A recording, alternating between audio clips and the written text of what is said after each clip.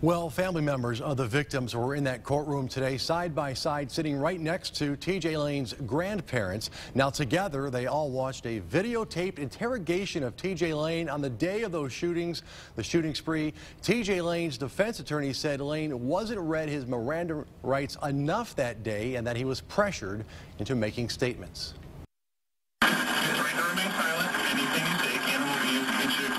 TJ Lane was sitting in the back of a Geauga County Sheriff's car after being arrested February 27th. Deputy John Bilicic read Lane his Miranda rights. Later, Lane is seen signing an alleged confession at the Geauga County Sheriff's Department. Defense attorney Mark Devin said today Lane's verbal and signed statement should be tossed out because Lane wasn't read his Miranda rights again during a 4-hour interrogation and was pressured into confessing, he said. You realize those Miranda rights still apply?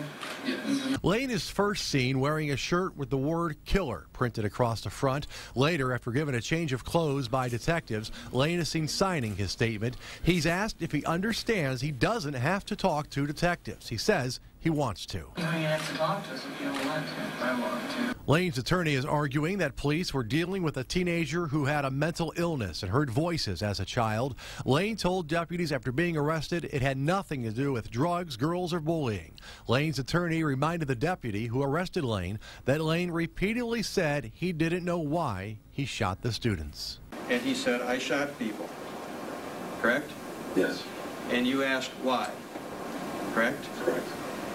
And he said, I don't know, correct? That's correct. Judge David Fury will make a ruling on whether to throw out that confession within 10 days. Lane, who has entered an insanity plea, faces life in prison if convicted. You know, in terms of when or how often the Miranda rights were read to TJ Lane, you say that there is some method to this in their training. That's correct. The defense attorney for TJ Lane brought that up today. He said they're trained. They have to read the Miranda rights when they first arrest someone. After that, you just remind them that they had their Miranda rights read to them. You don't want to read them over and over because you continually give them an opportunity to say, you know what, I do want my attorney present, and then you don't get information. That's what the defense attorney is claiming. All right. Okay, Paul, thank you. Okay.